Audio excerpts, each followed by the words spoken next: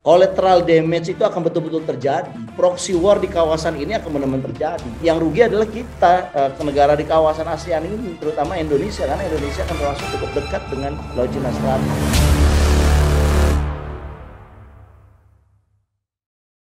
Assalamualaikum warahmatullahi wabarakatuh. Pemirsa, jumpa kembali dengan saya Eko. Kita bertemu lagi di Jangan Salah Arah di channel Ahmad Nur Hidayat. Sebelum kita lanjut, jangan lupa like, share, komen, dan subscribe channel Ahmad Nur Hidayat. Kali ini kita sapa dulu narasumber kita, pakar kebijakan publik, Bang Ahmad Nur Hidayat. Bang Madnur, gimana kabarnya Bang hari ini Bang? Baik, Breko. Assalamualaikum warahmatullahi wabarakatuh. Apa kabar semuanya? Sehat? Alhamdulillah. Alhamdulillah Ya, sehat. Ya. Alhamdulillah, gimana? Sehat? Kelihatannya fresh juga nih. Siap. Fresh, baru dari kamar mandi kayaknya. Oke, baik Bang. Ini kita ada, mungkin ini agak informasi yang agak berbahaya ya. Artinya kita sebagai negara harus bersiap. Topik kali ini yang pertama adalah tentang provokasi AS soal Taiwan picu Perang Dunia Ketiga. Ini Menteri Pertahanan Cina menanggapi latihan militer kemarin Indonesia dengan Amerika ini sebagai sebuah ancaman serius bagi Menhan, dan di sini mungkin mengancam juga bahwa Cina sangat bersiap untuk merespon ini, dan kemungkinan kalau misalkan tidak ada solusi untuk bisa meredakan tentang kasus konflik Taiwan ini, mungkin bisa saja terjadi, dipicu lagi dengan perang Rusia dengan Ukraina. Ini gimana tanggapan Bang Matur? Laut Cina Selatan dan Taiwan ini menjadi penting untuk kita cermati ya, sebagai orang yang negara yang paling besar ya di kawasan ASEAN. Pertemuan di Singapura ini harus kita perhatikan dengan seksama. Ya. Pertemuan ini kan berlangsung beberapa hari di Hotel Shangri-La di Singapura yang dihadiri oleh para menteri pertahanan ya, termasuk Menteri Pertahanan kita Pak Prabowo hadir di sana. Kalau kita lihat videonya itu Pak Prabowo itu menggunakan peci ya, dan saat itu adalah dialog antar negara. Terutama yang menarik di sini adalah dialog antara Menteri Pertahanannya Cina dengan Menteri Pertahanannya Amerika ya. Menteri Pertahanan Cina yaitu Wei Fenghe dan Menteri Pertahanan Amerika itu Mr. Austin itu sempat bertemu di Singapura itu, dan keduanya saling menyampaikan satu posisinya yang sangat jelas ya, dengan cara yang santun dan beradab. Dan saya kira apapun dinamika yang terjadi di dalamnya, pertemuan di Shangri-La di Singapura itu cukup optimis ya, cukup baik karena masing-masing pihak masih mau melakukan dialog. Beda dengan kasus yang terjadi di Ukraina dan Rusia ya, di mana dialog itu seolah-olah sudah tertutup dan yang terjadi adalah satu sikap yang ingin menghancurkan satu sama lain. Kalau konteks China dan Amerika ya soal Taiwan ini masih dalam situasi yang kita katakan zonanya itu zona kuning ya. Kalau Ukraina Rusia itu udah zona merah. Meskipun demikian, pernyataan keras ya dari Menteri Pertahanan China ini patut kita cermati. Ya, dia katakan bahwa sebenarnya China itu dituduh memiliki sikap agresif ya terhadap berbagai armada yang melintasi Laut Cina Selatan, termasuk yang dekat dengan Taiwan. Itu sebagai, menurut China, bukan sebuah tindakan yang tidak logik, tapi sangat logik karena itu terkait mengenai keamanan nasional mereka. Ya, sebetulnya narasi ini sama seperti narasi Putin ketika Ukraina ingin bergabung sama NATO begitu ya. Ini adalah ada isu mengenai keamanan nasional. Nah, di situ di pertemuan itu ya, meskipun yang kita lihat tadi di tayangan adalah pidato satu arah ya dari Menteri Pertahanan Cina, dia katakan bahwa jangan pisahkan Taiwan dari China. Taiwan adalah salah satu provinsi China, dan tentara China akan berbuat apapun untuk mempertahankan Taiwan sebagai salah satu provinsinya. Jadi saya kira ini kalimat yang sangat strong sekali, bahwa dalam perspektif Cina, ya, foreign policy-nya mengatakan Taiwan adalah bagian dari Cina, sehingga Cina tidak boleh lepas dari Taiwan tidak boleh lepas dari China. Nah, sementara Austin melihat, ya, China dengan armada lautnya dan armada perang kapalnya itu telah banyak memprovokasi. Setidaknya ada 2 negara yang telah diprovokasi oleh China. Yang pertama adalah armadanya Australia, dan yang kedua adalah armadanya Kanada. Ya, silakan mungkin ditayangkan ya infografis sambil kita bicara seperti ini. Australia, ya, kita tahu di bulan Mei, ya, ada armadanya Australia yang sempat bersitegang karena ada kapal dari China yang mengintercept, ya, supaya pesawat militer Australia ini tidak menyeberangi Laut Cina Selatan. Jadi ada pesawat pengintai dari Australia yang kemudian diketahui oleh radarnya China, kemudian China balas mengirim pesawatnya dan terjadilah satu intercept begitu. Itu terjadi di bulan Mei, ya, bulan lalu. Dan sebelumnya, ya, kapal militer Kanada, pesawat militer Kanada itu melakukan patroli di daerah dekat dengan Korea Utara, ya. Itu pun diganggu juga oleh pesawat tempurnya China. Jadi sikap agresifnya China ini dinilai oleh Amerika, ya, karena Kanada dan Australia adalah sekutunya Amerika. Ini adalah tindakan yang seolah-olah menantang perang, gitu.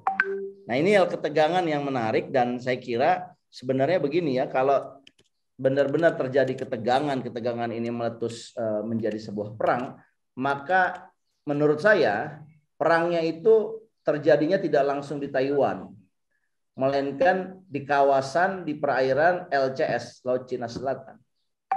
Jadi negara-negara yang berada di LCS ini menjadi collateral damage dari satu perang proksi antara China dengan sekutu Barat. Nah, kalau kita menjadi collateral damage, maka celakalah kita. Karena yang berperang siapa? Tetapi yang jatuh korban, yang rusak lingkungan, yang hancur infrastruktur dan sebagainya, yang rugi itu adalah negara-negara di dekat kawasan itu.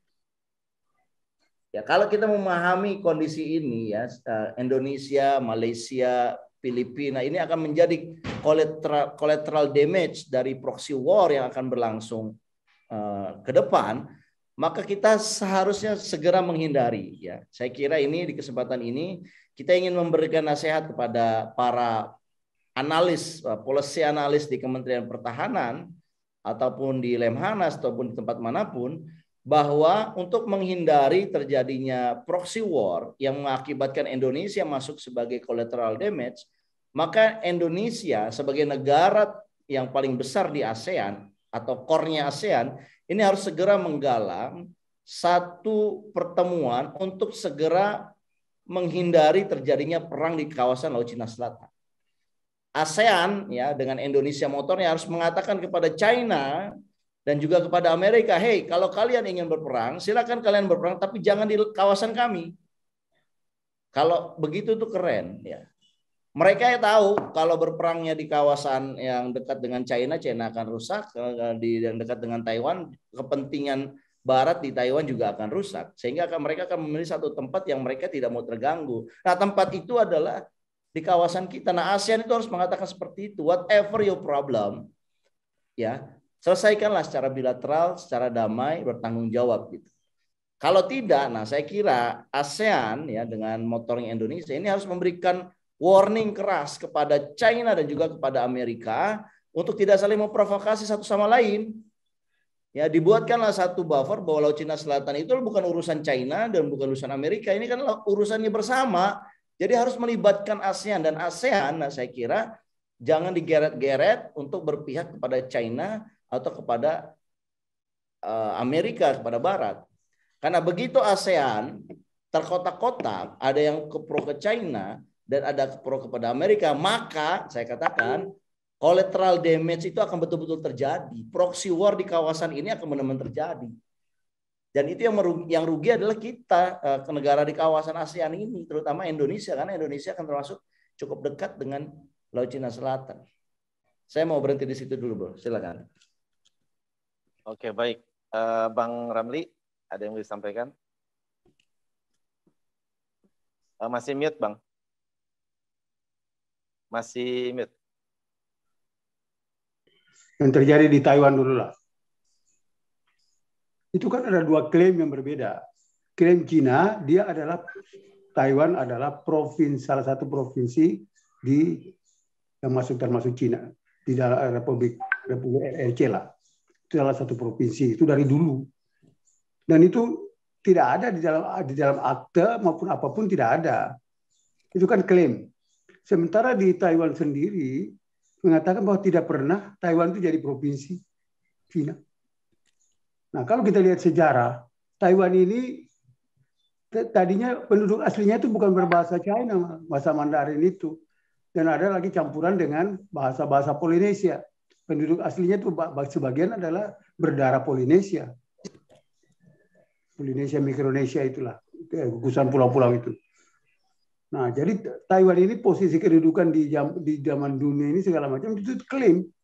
Mungkin saja zamannya kerajaan-kerajaan Cina itu masuk sampai di Taiwan.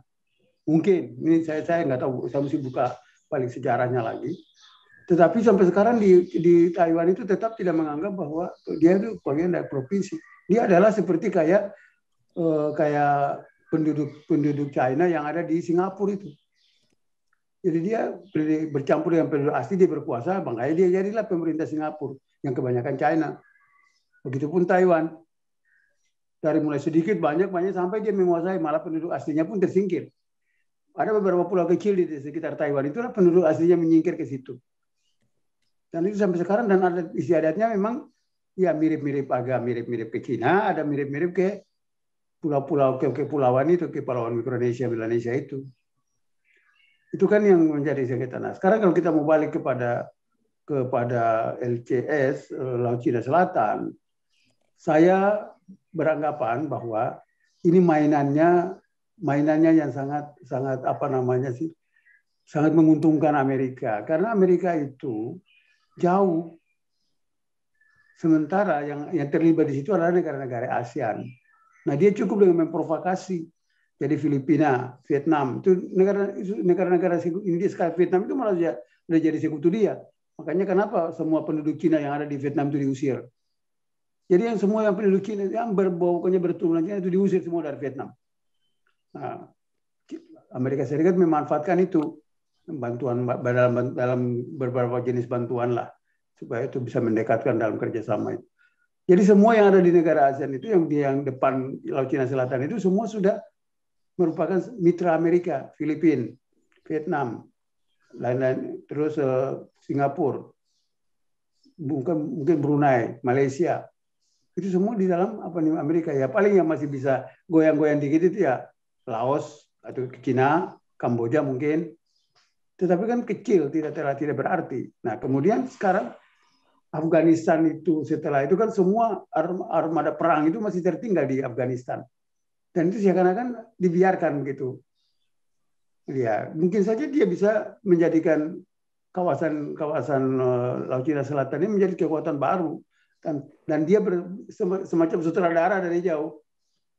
Dia memainkan betul kata Muhammad Nur tadi, ya yang rugi itu kita. Kalau kita tidak bisa memainkan peranan yang lebih penting dari itu. Kalau kita mau pecah dan kita pro sebagian pro-nya itu akan jadi masalah besar sekali. Nah, sekarang kan sudah ada dua negara yang tidak ke Amerika umpamanya, antara Laos dan Kamboja. Kita nggak tahu bahaya Vietnam itu apa sengaja atau memang, tapi kalau menurut saya Vietnam itu juga sudah masuk dalam kerjasama Amerika. Makanya yang paling utama di Laut Cina Selatan itu yang punya ujungnya langsung itu Vietnam, Filipina, Indonesia, Brunei. Ya bisa dikatakan termasuk Malaysia lah. Itu langsung itu. Nah, problemnya adalah kalau sampai ini terjadi, provokasi ini bisa mempengaruhi ASEAN dan ASEAN itu tidak bisa bersatu untuk melihat Laut Cina Selatan sebagai sebuah ancaman, baik itu dari Cina maupun Amerika. Ya, kita terombang-ambing di dalam konflik itu sendiri. Dan sudah pasti kerugian itu besar itu akan terjadi pada kita. Karena kita tidak solid, karena kita kepulauan. Sementara ya sama dengan Filipina itu, tapi Filipina kan betul-betul bukan kayak kita. Filipina itu sudah disupport habis oleh Amerika. Pangkalan-pangkalan Amerika sudah berada di situ. Jadi dia merasa nyaman aja. Kalau kita kan kita nggak lagi bermain dua kutub antara Cina dan Amerika. Dan itu kan tidak menemukan satu kita yang betul-betul begitu sebagai sebuah kekuatan untuk nggak ada. Padahal kita punya, padahal sengketa ini termasuk kepulauan yang kita masih kuasai, seperti Pulau Natuna bagian utara, itu kan masih dikuasai oleh Indonesia. Ya, kecuali laut itu memang hampir semua negara punya mengklaim. Itu batas-batas yang termasuk yang sudah disepakati. Ini masih masalah besar. Pertemuan yang di Singapura itu menurut saya harusnya yang memimpin pertemuan itu bukan di Singapura. Karena Cina akan mengancam terus kalau dia pertemuan itu di Singapura. Pertemuan itu harusnya di Indonesia. Sehingga Indonesia bisa memainkan peran besar di situ. Saya kira itu sementara. Oke, baik Bang Ramli, menarik sekali paparannya. Ini mungkin kalau kita harus ingat ya bahwa Undang-Undang Dasar memposisikan Indonesia itu harus pro terhadap perdamaian dunia dan tidak memihak siapapun ya. Nah ini mungkin menjadi acuan ya, tapi tetap saja karena kaki-kaki Amerika dan Cina itu ada di Indonesia begitu ya, baik berupa kerjasama dan sebagainya yang mungkin akan membuat Indonesia menjadi kebingungan begitu. Tapi menurut Bang Matur gimana? Apakah Indonesia bisa tegas untuk bisa menolak pada saat ada istilahnya provokasi atau keinginan dari kedua belah pihak ini untuk melibatkan Indonesia masuk di dalam konflik mereka? Gimana Bang?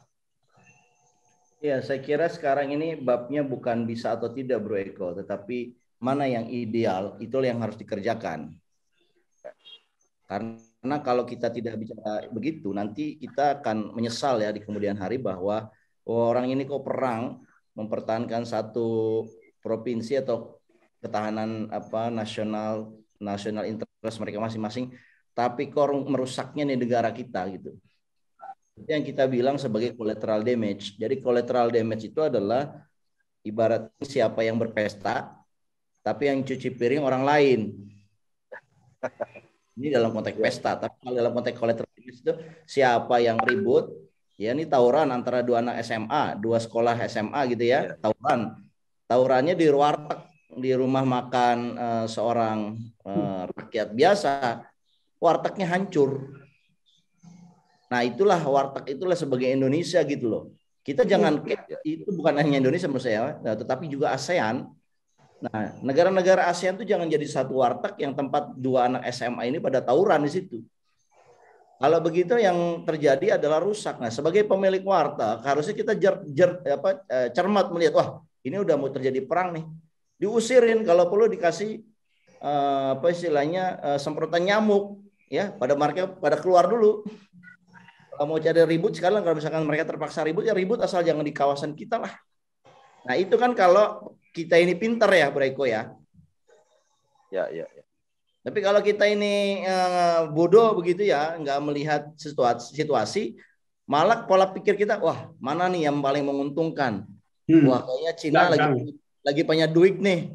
Kita merapat ke Cina aja yuk, karena dia lagi banyak duit. Kita lagi butuh kebutuhan infrastruktur. Nah itu kebodohan kalau menurut saya yang kalau kita mengambil gitu kebodohan. Kenapa? Oh jelas ini lagi pada ribut.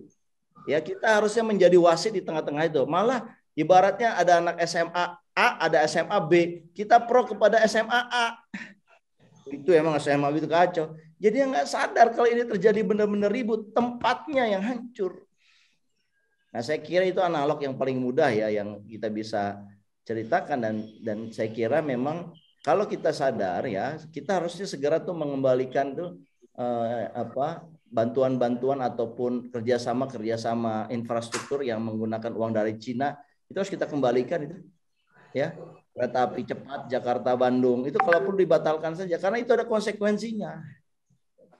Ya, kecuali kalau kita bicara kondisinya lagi damai-damai saja. Ya, kalaupun sudah ada existing, maka dipercepat saja. Jadi jangan sampai kemudian berlambat-lambat, apalagi multi years. Percepat tahun ini selesai, salaman golden age pergi. Ya. Tapi kalau kita memperlambat, belum lagi mau IKN, nanti IKN dananya juga dari China lagi. Itu namanya kita pemilik warteg yang bodoh dan tidak sadar bahwa rumahnya atau warung wartegnya ini akan porak-poranda dari kejahatan dua anak-anak SMA ini, dua kelompok anak SMA ini. Ya saya kira itulah analoginya. Cuman masalahnya kan ya kalau masalahnya mau atau tidak kalau menurut saya. Kita bicaranya kepentingan jangka panjang, kita melihat ini ada lubang besar dan kita ingatkan jangan sampai masuk ke lubang itu. Sebetulnya sekarang ini sudah berada di pinggir lubang ini, entah lagi nyemplung ini. Kita ingatkan lagi, sudahlah. Jadi proyek-proyek infrastruktur yang kemudian model pembiayaannya mengandalkan salah satu negara yang sedang melakukan ketegangan politik, sebaiknya ini dihindari. Entah itu China, entah itu Amerika. Sebaiknya kita berpikir kalau kita bisa mengembangkan dengan cara menerbitkan domestic bond dibeli oleh masyarakat kita sendiri. Kalau misalkan kita bisa lakukan itu, kita lakukan. Tetapi kalau kita sifatnya tergantung sama foreign direct investment dari negara lain, dan kita kecenderungan memilih salah satu dari yang berkonflik ini, celakalah kita. Dan saya kira ini nggak bisa dihindari kalau Indonesia dan ASEAN akan menjadi collateral damage. Nah, saya ingin katakan begini, ini ada satu grafik yang menarik ya, mungkin silakan diperhatikan. Kalau terjadi perang, ini untuk gambaran saja, ada 3 skenario ya. Saya kira ini bagus sekali untuk kita ceritakan. Berapa rudal dan senjata yang dimiliki oleh China yang kemudian bisa memicu perang ya. Begitu juga dengan persediaannya Amerika ya. Kalau kita lihat misalkan di dalam grafik ya, bahwa yang perang yang rudal atau senjata dari apa istilahnya yang dimiliki oleh China ini kan dirilis ya. Tahap pertama adalah adanya serangan rudal balistik ya, jarak pendek yang disebut dengan DF-16 ya, DF-16. Bisa jadi ini targetnya adalah bandara ya, kemudian radar, basis-basis rudal pertahanan musuh ya, pusat-pusat komando musuh, dan kemudian setelah itu dihancurkan, setelah itu berangkatlah pesawat pengebom dan jet-jet tempur ya untuk menargetkan berbagai tempat-tempat strategis terutama pertahanan militer ya yang berada di lautan. Nah, tahapan kedua China juga bisa menyerang melalui kapal perang dan kapal selam. Ya, mungkin targetnya adalah pangkalan militer, gudang amunisi, ya, infrastruktur jalan, dan juga ada drone yang akan hilir mudik ya, melihat pergerakan musuh. Dan yang ketiga adalah perang yang menggunakan kapal induk ya dari lautan, dan itu mengirim roket dan juga mengirim pasukan dari kapal induk ke daratan yang akan dihancurkan gitu. Nah, saya kira ini yang bisa kita waspadai, dan kalau ini terjadi ya kita nggak prepare dengan baik ya, kita jadi satu korban dari perang Cina ini. Gitu, Bro. Ya, baik, menarik ya bahwa di sini tentunya tuntutan kepada Indonesia untuk bisa mandiri swasembada baik dari sisi pangan dan energi itu akan sangat berpengaruh untuk bisa terhindar dari collateral damage ya Bang ya. Artinya seperti tadi yang disampaikan bahwa kalau seandainya ada investasi-investasi asing dari kedua belah pihak yang bertikai ini akan menyeret-nyeret ya, menarik-narik Indonesia untuk masuk ke perangkap terjebak dalam konflik juga gitu ya. Jadi kalau memang ada yang belum diselesaikan, lebih baik selesaikan secepatnya sehingga apa istilahnya Indonesia akan terhindar begitu dari konflik ini. Nah, menarik sekali ya. Jadi seperti tadi infrastruktur kayak kereta cepat yang di mana investasi Cina ini besar di dalamnya. Tentunya itu pun kalau memang peta konflik ini sangat kencang ya, tentunya apa Indonesia lebih baik untuk menghentikan begitu ya. Selain merugikan masa depan negara karena tingkat visibility yang tidak bagus ya. Juga hal-hal yang seperti ini mungkin akan menjadi apa istilahnya ya terseret-seret begitu. Nah ini menarik. Tapi saya kira untuk topik ini udah cukup clear ya. Saya kira cukup ya. Baik, sebelum kita lanjut, pemirsa jangan lupa untuk like, share, komen, dan subscribe channel Ahmad Nur Hidayat. Dan simak terus segmen Jangan Salah Arah